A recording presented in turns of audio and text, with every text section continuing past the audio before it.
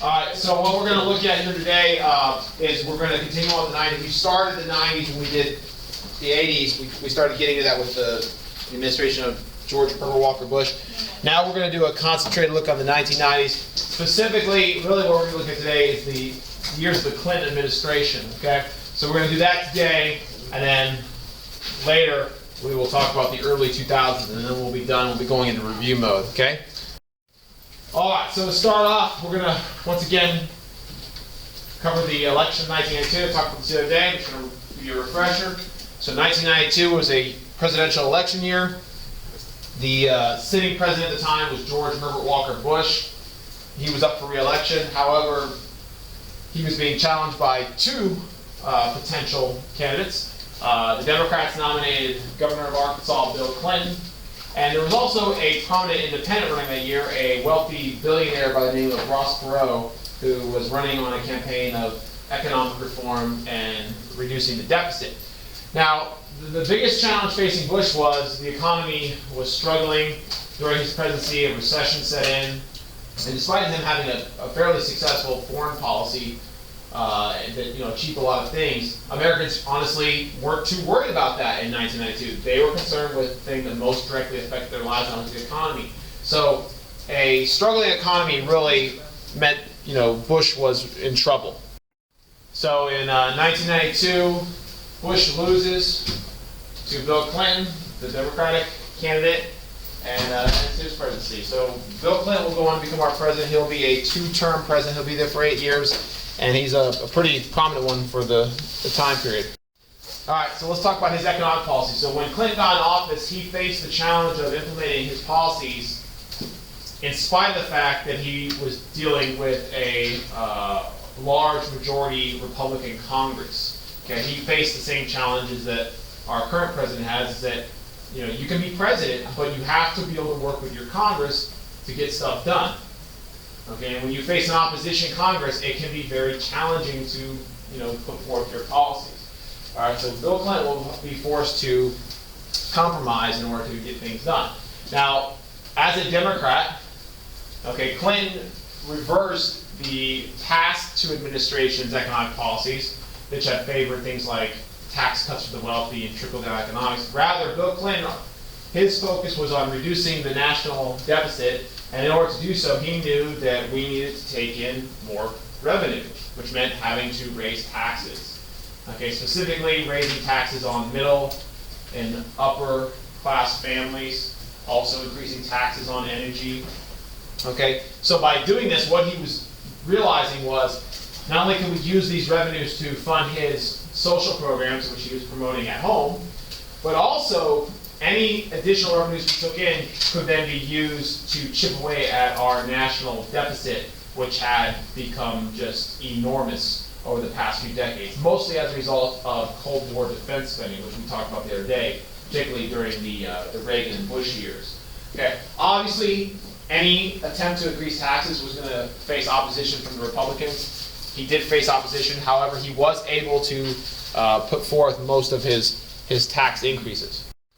Okay, so as a result, as we go through the 90s, this gets into his second term, so we're going to talk more about that here in a minute. But as a result, we saw our deficit spending decrease because we had more revenue to do stuff with.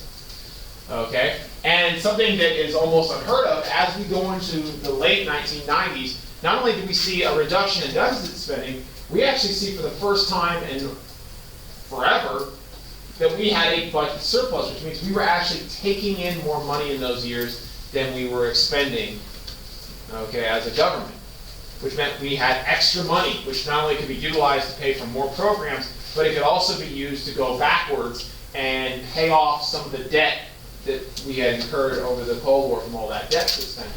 So when you see this green here on this chart over here, okay, that was showing that we were not adding additional debt to our national deficit. Okay? Now that was made possible, one, because we had increased taxes, but two, those increased taxes were heavily funded by the fact that in the late 90s the economy had recovered and was booming, most as a result of a booming dot-com industry. Okay? In the late 1990s, the internet took off as a major source of business. Okay, the internet as a consumer item had only been around for about 4 or 5 years at this point. And now it was really starting to take off as we saw internet business really emerge. So, when you talk about big internet businesses that you guys are all familiar with today, like Amazon or eBay, okay, those things did not become popular and emerge really until the late 1990s. And they fueled our economy going into the new millennium. So that's one of the reasons why this was also possible. All right, now what about other reforms? So, one of Clinton's big reforms that he tried to push for in his first few years in office was healthcare reform. Back then, as today, we had a major challenge in that many Americans simply just did not have healthcare. Okay? Yes, very poor people could apply for government healthcare. Wealthy, of course, could afford their own healthcare. But then you had this kind of middle area where people were not quite poor enough, but they weren't wealthy enough to actually afford healthcare. So millions of Americans fit into that category and did not have health care.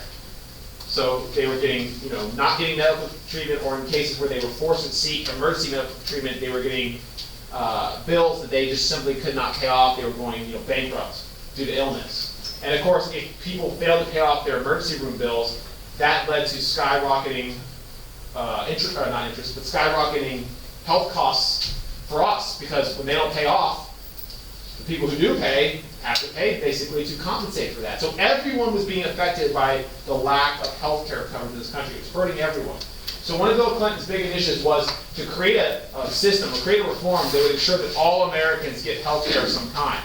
Now the person that he actually tasked with figuring this out was his wife, Hillary Clinton. As First Lady, as we talk about with modern First Ladies, they have oftentimes taken up a cause. However, this would probably be the single biggest challenge or cause ever given to a First Lady in our country's history, okay, to fix healthcare, and that's huge. So she put together a commission with the purpose of expanding healthcare, with the overall purpose of getting every single American insured. Ultimately, it was a failure, okay? The plan that was proposed had many aspects, but the biggest part of it was a mandate requiring employers to give or pay for their employees' health insurance. Now, many employers do give health insurance, but there is no law that absolutely requires that they have to at this point. So that was one of the big pushes, saying you have to provide insurance. And of course, you can see who would oppose this. Not only did congressional Republicans oppose this, but of course, lobbyists who represented major firms, business, even the pharmaceutical and medical companies rejected this, and they used their money and their influence to ultimately ensure that any attempt at healthcare reform would fail. So we didn't get healthcare reform in the 1990s. They actually called this at one point Hillary Care. Okay, you say, well, where have I heard something similar? Well, this is, but what we failed to do in the 1990s, President Obama made basically the cornerstone of his domestic reforms when he took office in his first term. So this is basically, it's a different way of going about it, but this is basically what President Obama eventually did accomplish as president. It was initially attempted by the Clintons during Bill Clinton's first term as president. So keep that in mind as we go forward. Now, another major issue affecting America that was becoming more and more apparent as we went into the 1990s was gun violence. Okay, this is nothing new. We're very much aware of this today. Okay, but despite the fact that violent crime as a whole was actually going down since the 70s, gun violence was still a major, major issue, especially when you actually compare the United States, and you can do this today as well. If you compare the United States with other westernized, developed societies, okay, I'm not saying compare us to war-torn countries like Afghanistan, that's not a fair comparison, but if you compare the United States to other democracies similar to us with similar makeups, we have an unbelievably high gun violence rate, and a lot of it has to do with gun availability. We have more guns in this country than pretty much any other country on earth. Okay, we have 300 million guns, 320 million citizens. Okay, so concerns about that in the 1990s led for calls to gun reforms. What really motivated was gun violence. We had lots of high-profile gun violence incidents in the 1990s, just like we do today. Some of the big ones in the 1990s that brought calls for reform. In the late 1990s, we had the Columbine High School Massacre, which was the worst school shooting in our country's history up to that point. Okay, we had, even in the 1980s, we had the attempt on Ronald Reagan's life that brought attention to gun control reform. So there was a lot of stuff talking about that. So unlike today, where there have been attempts at gun control that have not succeeded, in the 1990s we actually saw some meaningful gun control legislation passed. There was more popular support in the 90s to try and control the gun problem in this country than there is today. Specifically 2 laws. One was the Brady Bill. The Brady Bill made it so that if you purchased a handgun, not only did you have to get a background check to make sure that you weren't a violent offender or a felon, but also there was a waiting period, meaning you couldn't go to the store, buy a gun in a fit of rage, go out and kill someone. What was it called? The Brady Bill. It was named after a man who was actually shot and seriously injured in the attempt on Ronald Reagan's life. Okay? So the Brady Bill mandated federal background checks if you bought a gun from a gun store, and it also put a waiting limit before you could purchase a handgun stolen. Okay, so you had to wait a few days before you went and killed someone. Okay? So if you're still mad, you can still do it. Now, the other gun law that was pretty significant was in 1994. We also passed an assault weapons ban. Okay, assault weapons were a major concern. Assault weapons it's kind of a hard to define area, but these are weapons that usually sort of have high capacity magazines. They can shoot a lot of bullets. They can shoot very fast. These are weapons that go beyond simply hunting rifles, okay, or even basic home defense. These are weapons that are made essentially almost for war. I mean, the things that we would see our troops equipped with, you could buy the civilian version. So in 1994, we passed an assault weapons ban that lasted for 10 years, and then it was up for renewal. It was not renewed in 2004, but for 10 years, you could not. Now, here's the thing. You can still buy assault weapons, but the ban said you could not buy any assault weapon manufactured after 1994. It did not take people's weapons, nor did it prevent you from buying weapons manufactured before 1994. So it was really a very weak attempt at gun control, although at least it was an attempt.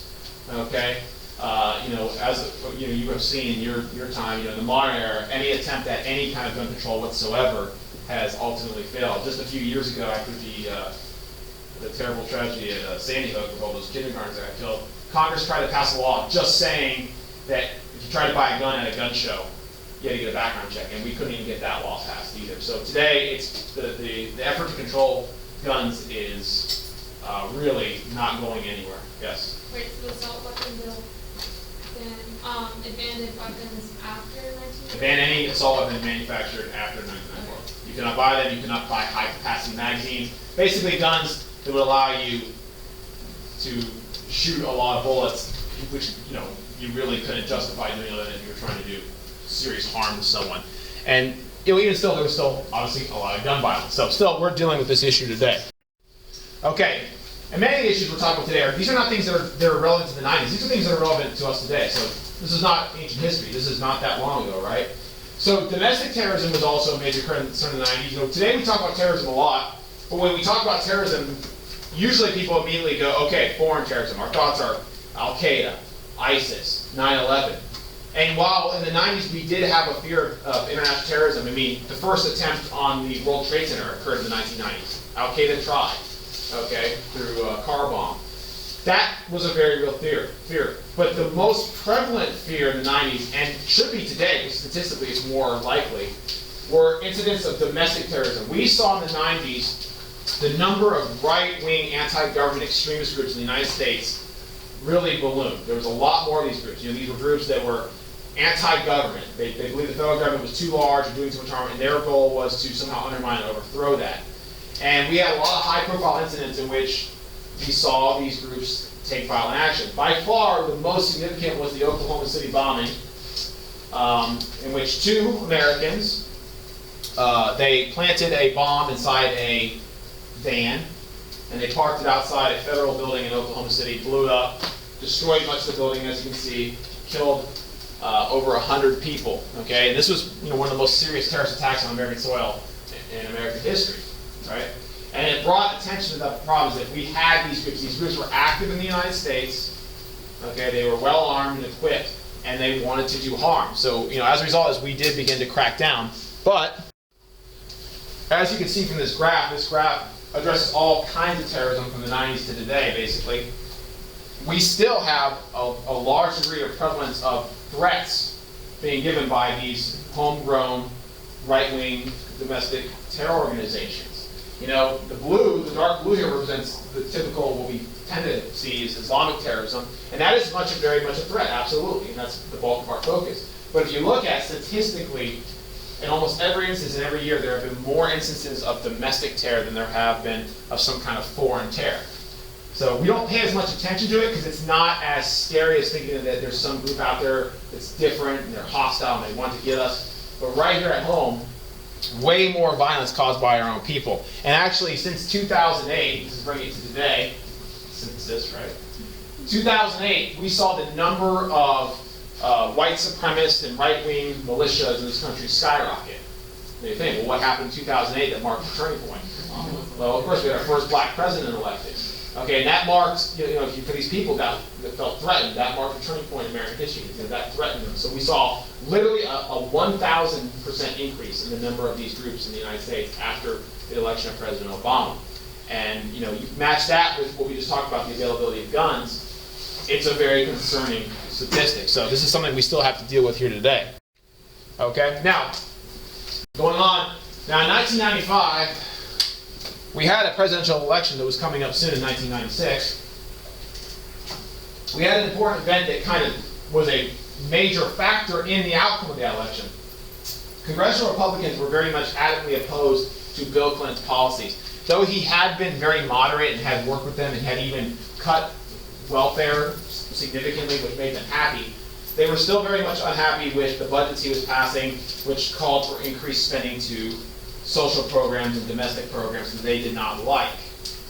So as a result, Congress, which was led by the Republicans and led by Newt Gingrich, who's still very much an active figure, ran for president 4 years ago, they decided to try and force Bill Clinton to kind of bow to their wishes and cut the budget.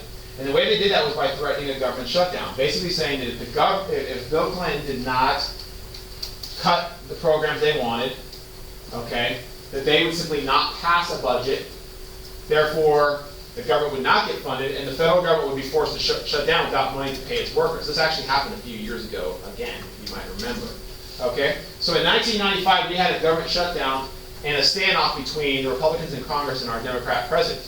Okay, now as a result of this, okay, there was a temporary shutdown. People did not go to work; they didn't get paid, and a lot of Americans were very upset, as they were just a few years ago, because they felt like these tactics, you know, really hurt working Americans. Many federal employees were hurt by this. Okay, now the end result was the government was eventually funded and people went back to work, but the end result was public opinion polls showed that most Americans blamed Congress for the government shutdown, not the president.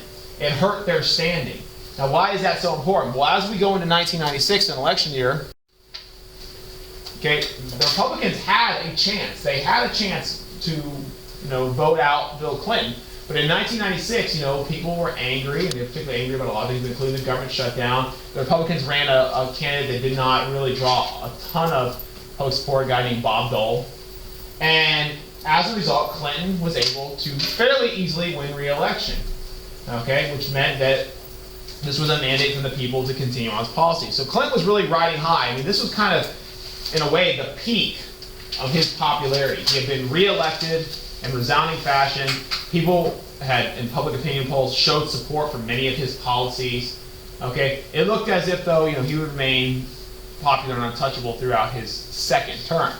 Now, that is not going to be exactly the case, because in his second term, a scandal emerged that greatly hurt his reputation and even had the potential to maybe get him kicked out of office.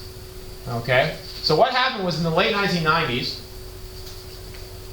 as a result of investigations into other areas of President Clinton's life, due to alleged other scandals that never panned out, it was eventually revealed that, or alleged, I should say, not revealed yet, it was alleged that the president had had an affair with this young intern at the White House, okay, named Monica Lewinsky. Now, and when this first came out, immediately there was an investigation into it, because of course people, you know, were worried that, you know, this would diminish the prestige of the presidency for a president to engage in something like this. Okay? So, while being questioned, the president was questioned, and he was being questioned about a lot of things, and he was under oath, okay, which meant you had to tell the truth. He was also asked about his role in this alleged affair. And his response, and this is the key to understanding the entire scandal, was he was under oath. His response was that he had not had sexual relations with Monica Lewinsky. Okay? And even the wording of his answer is vital to this entire case. Now, it was later revealed that he had indeed had an affair with her. She came forward, told her side of the story, which she had, and the president was eventually forced to admit that he was guilty of having this affair with Monica Lewinsky.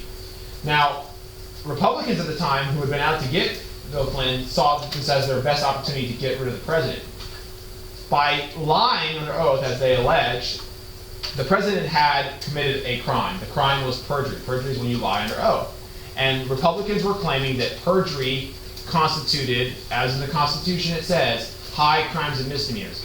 When the president is guilty of high crimes and misdemeanors, the president can be impeached and removed from office. And Republicans were alleging that perjury was qualifying as high crimes and misdemeanors. Now, Clinton defended himself saying, well, yes, I had an affair, and yes, it was wrong. However, I did not break the law. And he argued, and this is where we get the breakdown of language, is he said that under oath he had said he had not had sexual relations with Monica Lewinsky. And he was adamant. He said, I did not have sexual relations. I had an inappropriate physical affair. However, it did not involve sexual intercourse. So now became this huge debate in American society was two things. One, had the president actually lied? Did what he said constitute a lie? That was one argument. And the other was, even if he did lie, let's say he was absolutely guilty of lying and committing perjury, was perjury a serious enough crime to warrant his impeachment and removal? So this battle went all the way to Congress, okay? And there was an impeachment proceeding. Now in Congress, in the House, which was Republican controlled, they had the numbers to impeach, and they did so. The president was impeached, meaning they believed there was enough evidence to go through with a formal trial in the Senate to vote on removal of the president. And in the process, all the story came out. Yeah. Could he have been impeached just for having an affair? No, because while being immoral and of course not making him look like a good guy, he had not committed any kind of criminal statute. So no, he could not have been. The sole issue here was not the affair; it was the lying about the affair. They also alleged obstruction of justice because of the lying, but that was a bit of a stretch. The real thing here was perjury. Okay. Now, when it finally went to the Senate of course rejected all of the charges against the president. They argued, and let's not forget, only two presidents ever in American history have been impeached: Bill Clinton, Andrew Johnson. In both cases, though impeached, when they went to the Senate, people said, look, were the presidents wrong? Yes. But is this really an actual crime that warrants removal, or are we going after the president simply because we don't like his politics? And in both the Andrew Johnson and Clinton case, most people agree, and in public opinion polls it shows this, that the motives were not legitimate. The motives were political, not actually criminal. If you all follow what I'm saying, okay? So ultimately, Clinton was able to stay in office. However, his reputation was seriously tarnished. The majority of Americans still said, look, obviously what he did was wrong, bad husband, but not necessarily criminal, doesn't warrant removal from office. So that's how that scandal came to an end. And of course, Bill Clinton did. The story even is relevant today because whether it's fair or not, in an election that's as heated as this one, where his wife is running for office, this scandal has even reemerged as somehow become an attack on her. People have actually brought up the scandal and said it's an attack on her. I'm not quite sure how they justify his actions against her, but people have tried. So, it's going to be fodder right now. We still got a year. We still got a year till the election. I promise you, this will come out and be discussed even more as we go forward. Yes? What did Hillary Clinton do during this whole scandal? Why didn't she want a divorce, did she say? I mean, no, there's no, this is their personal stuff. They did not ever fully disclose it. Are you divorced now? No, they're still together. And he's on the speaking tour, speaking at him. He's promoting her for president. Yes? I know Trump tried to use this against Clinton. He said something like, if you can't please your husband, how are you supposed to please America? Right, I mean, that's fairly base attack. I would not Are attack. there no like consequences for the president for having inappropriate whatever he said, physical contact in the Oval Office? I mean, no, I mean, that's a fair, hold on, guys, hold on, let me address it. That's a fair argument, and many people thought that, you know, there are not criminal things, but are there, you know, in terms of like at the workplace, you know, if you're in a position of power and you were to put pressure on a subordinate, I mean, that would be sexual harassment. So people have certainly mentioned that, you know, in this case, Well, it's not that like, can take a lot. it's not like against the law to do that technically, but I feel like there should be like consequences. Certainly it certainly is inappropriate behavior, absolutely. But you're right, there's nothing in the Constitution, let's put it that way. There's no morality clause that absolutely spells out in the Constitution that in the event of an immoral act like this that is not illegal, the president should be censured in any way. So, I mean, listen, this was all, you know, discussed to death over those years, so trust me. Okay, let's finish up real quick. Let's talk about foreign affairs. During the Clinton years, we were very much active in foreign affairs. Just because the Cold War was over does not mean that we were somehow no longer involved in the world. We were very much involved on several occasions. Okay, a couple things. We continue to be involved in the former Soviet Union. The Cold War was over, but that does not mean the problems were over. In the former Soviet Union, there was many new states that were now home to internal conflict. You know, when the Soviet Union collapsed, new countries emerged that put people together that oftentimes didn't like each other, their governments oftentimes were unstable, and this led to internal conflict and violence. So on several different occasions, we had to deploy troops to the region in order to keep the peace. Specifically, during the Clinton years, two of the places we deployed to in the former Soviet Union, Bosnia and Serbia, okay, were two, Kosovo and Serbia were two, where we had to deploy peacekeeping forces to stop sectarian violence and even ethnic cleansing. There was actually ethnic cleansing going on in Serbia where the leader there was carrying out genocidal attacks on ethnic Albanians. So we intervened there.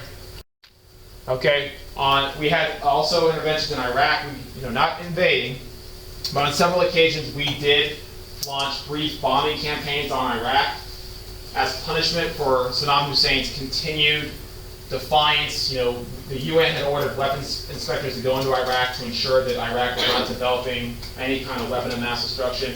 When Saddam Hussein oftentimes refused or was obstructionist, in order to punish him and force his action, the United States did carry out bombing campaigns against Iraq. So still Iraq, a problem area.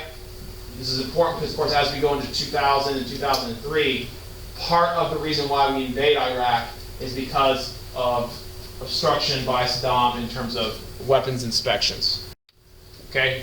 Also, we continued making attempts at trying to solve the conflict in the Middle East.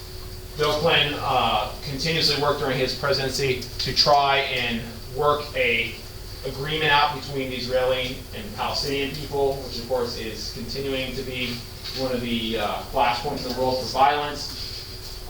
Though he was unable to secure any long-term peace agreement, and even a peace agreement still eludes us, he was able at times to reduce tensions between the two and stop violence. But of course, that's a situation that we still are dealing with today.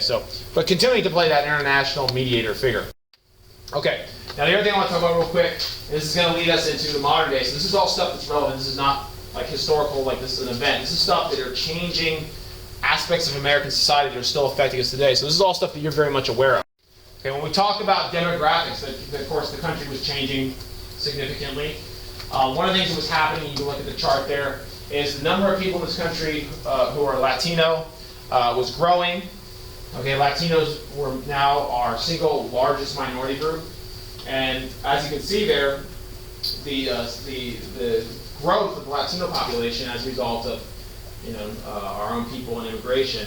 The projection is that in the near future, Latinos will actually be the numerical majority in the country.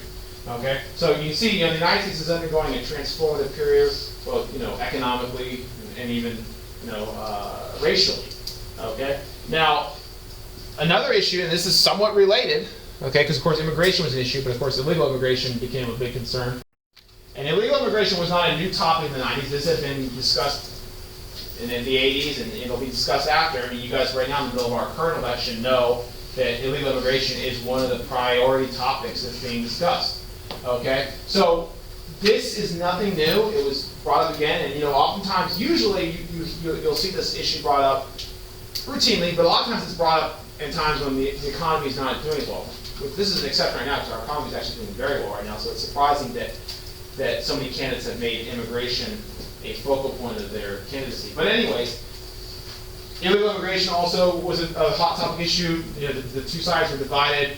Republicans were in favor of harsher measures to deny citizenship or even export, or deport, I should say, deport illegal aliens, whereas Democrats favored a method of acquiring citizenship, saying, let's make them legal so that we know who they are, that they're paying taxes and all that. So no, of course, agreement has ever been struck. This is still an issue that divides the two parties today, and in this election, obviously, going forward, it'll continue to be an issue. So this is something being talked about in the 90s as well.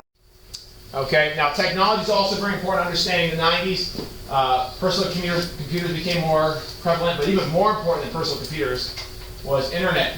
Okay, the internet, which had been around since the 70s as a government utility, in the mid-90s became accessible to the average person.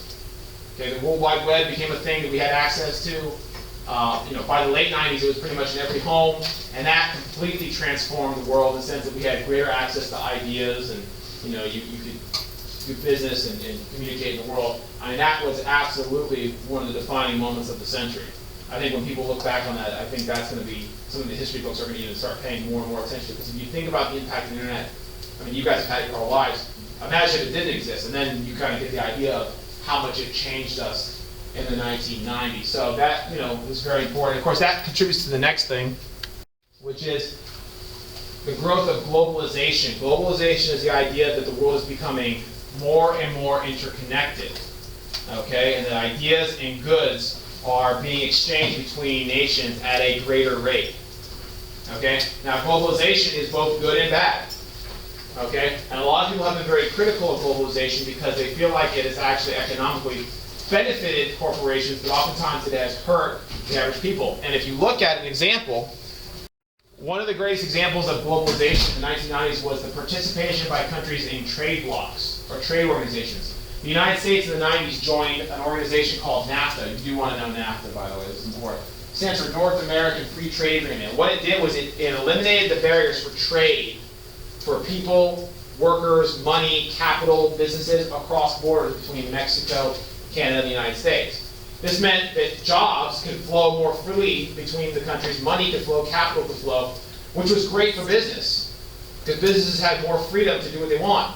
The negative impact of a free trade agreement, though, is, as the previous cartoon indicated, that jobs oftentimes leave a country. The United States saw jobs going to Mexico, where the work was cheaper. And of course, for the people in Mexico, they oftentimes were being exploited for their work, which also hurt them for slave wages.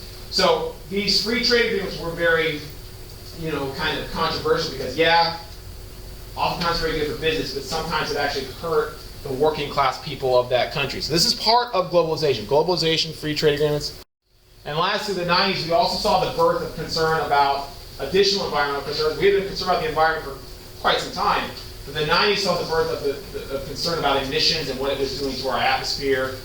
The hole in the ozone was detected. Global warming was the term they came up with. Of course, we've replaced global warming now with climate change, because climate change, they're the same thing, but climate change is the better used term now because so many people dismiss global warming as a hoax, simply because we might have patterns of extreme cold. And what people don't realize is that climate change, yes, there is an overall warming trend, but that actually can cause even more extreme cold because it changes the Gulf Stream and things like that. So, just a few years ago, a congressman went into Congress with a snowball. He's like, I found this outside, there's no such thing as climate change. That's not climate, that's called weather. Weather's on a day-to-day basis, climate's over long periods of time. So climate change is a concern. The Pentagon just a few years ago even said, the Pentagon, which is our defense, this is not political, they even said that climate change is probably the single greatest threat affecting world, because as climate keeps changing, we're probably going to see not only, you know, the problems with that, but increased terrorism and war, because resources are going to become more and more scarce. Water is going to go away. Land is going to disappear. People are going to start killing each other over these things. So keep that in mind.